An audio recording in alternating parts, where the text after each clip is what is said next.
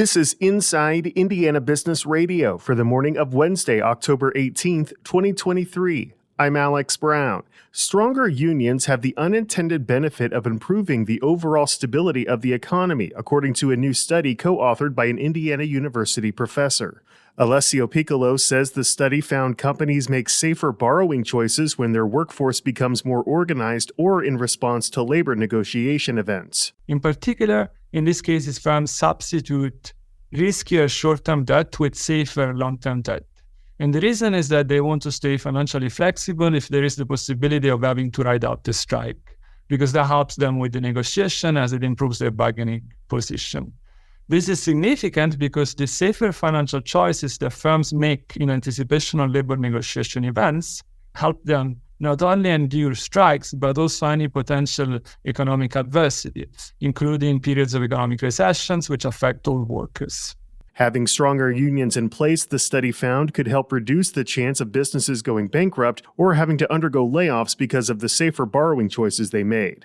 The town of Schererville is looking to redevelop a more than 1-acre site just west of Schererville Town Hall. The town's redevelopment commission has issued a request for proposals seeking developers to acquire the vacant property and transform it into residential and retail space. Chicago-based tech company Active Campaign, which has a presence in Indianapolis, is adding to its portfolio. The company, which has developed a marketing automation platform, has acquired California-based OneSend, though financial terms are not being disclosed. From the number one source for Indiana business news, this is Inside Indiana Business Radio. Whether it's a new hire or a noteworthy promotion, IIB's Bigwigs and New Gigs serves as a platform to promote your team. Our revamped offering includes being featured on both the newly redesigned newsletter and at InsideIndianaBusiness.com. Subscribers to the Business News subscription save $10 off every listing. Plus, you can save $100 by bundling your submission to IIB with the Indianapolis Business Journal or the Indiana Lawyer. More at InsideIndianaBusiness.com. Entrepreneur, physician, and engineer Dr. Jonathan Merrill has created a device he says will deliver smarter CPR. Inside Indiana Business reporter Kylie Valletta. Medical staff have relied on the same traditional bag valve mask, or BVM, to deliver CPR since the device was invented in the 1950s. Merrill, a pediatric hospitalist, says 3 out of 4 patients who need emergency CPR in the hospital die, and he blames outdated equipment. His startup is commercializing the Butterfly BVM to deliver what it calls smarter CPR.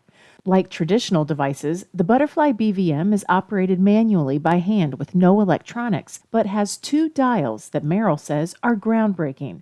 One controls what's called tidal volume. Our dial has 13 different settings you can select, which will restrict the total amount of air that the device can give to a patient, anywhere from what's appropriate for a newborn baby all the way up to a full-size adult. To manufacture and assemble the device, the startup is partnering with Hope Center Indy, a faith-based nonprofit for women escaping human trafficking. The ability to hopefully do some greater good with it was something that really appealed to us. The startup plans to have the device on the market next year. Kylie Valletta, Inside Indiana Business Radio. State officials, including Governor Eric Holcomb, marked the opening of an extension of Plainfield's Vandalia Trail on Tuesday. The 2.32-mile asphalt trail extension was constructed by the town of Plainfield and connects to the forthcoming Hobbs Station development, a $300 million project that will bring residential, retail, and office space to the town by its first phase's anticipated opening next year. The Vandalia Trail extension is supported by Hobbs Station developers New City Development, which constructed more than a half mile of the new trail.